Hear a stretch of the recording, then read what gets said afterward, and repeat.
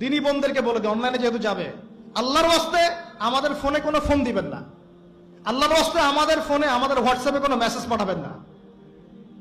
আর এমন এমন মিষ্টি ভাষার মেসেজ দেখলে মনে হয় যে মানে সব অসহায় মেয়ের দায়িত্ব নেওয়ার জন্য আমরাই আছি।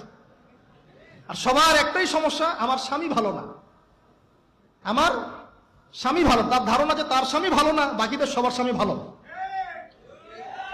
নবী সাল্লাল্লাহু আলাইহি ওয়াসাল্লামের সামনে যখন কোনো মেয়ে এভাবে র্যান্ডমলি স্বামীর নামে অপবাদ দিত, মিথ্যাচার করত বা অভিযোগ আরোপ করত, আল্লাহ নবী সাল্লাল্লাহু আলাইহি ওয়াসাল্লাম রাগ হতেন।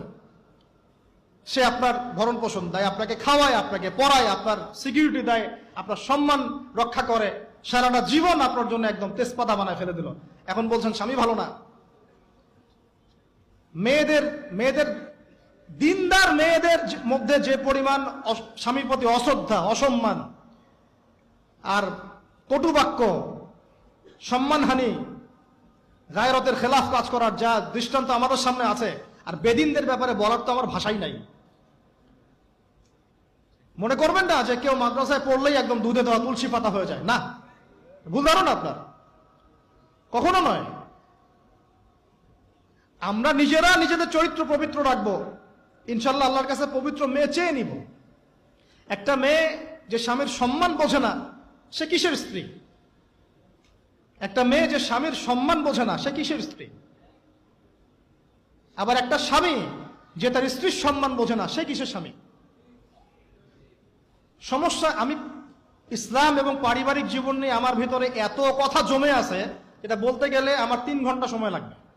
তবে আমি আলাদা করে এটা নিয়ে একটা লেকচার দেব ইনশাল্লাহ।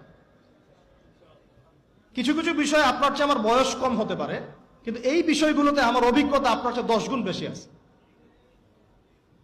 আর একটা ভুল তো জীবনে করতে যাবেন না, সেটা হলো যে ফ্যান্টাসিতে ভুগে অতিরিক্ত দায়িত্ব নিতে চান না।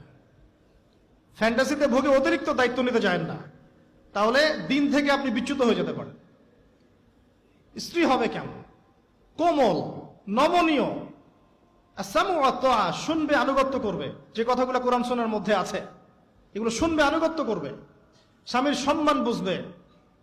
সারাদিন স্বামী বাহির থেকে কষ্ট পরিশ্রম করে বাসায় ঢুকে, তার চেহারা দেখলেই যেন সব পরিশ্রম ভুলে যায়, এমন হবে স্ত্রী। ঘরে ঢুকেই খাটাস খুটুস, কথা নাই, বার্তা নাই, ঝগড়াঝাটি, হ্যাঁ খাওয়া রেডি করা, যাও খেয়ে নাও। আপনারা কি মনে করেছেন? নবী করিম সাল্লাল্লাহু আলাইহি ওয়াসাল্লাম বলেছেন, আল্লাহর পরে যদি আমি কাউকে সেজদা করার আদেশ করতাম, আমি মেয়েদেরকে বলতাম তারা যেন স্বামীদেরকে সেজদা করে। এখন তো আপনারা সব তসলিমা নাসরিনের ফ্যান হয়ে বসে আছে, ওরা আপনাদেরকে ব্রেইন ওয়াশ করে দিয়েছে। সব ক্ষেত্রে সমান অধিকারের কথা আপনাকে কে বলেছে? কোন কোন ক্ষেত্রে আপনাকে অগ্রাধিকার দেওয়া হয়েছে। আপনি খুঁজছেন সমান অধিকার, আর ইসলাম দিয়েছে অগ্রাধিকার। কত বোকা আপনি, কোন কমন সেন্স নাই, ননসেন্স।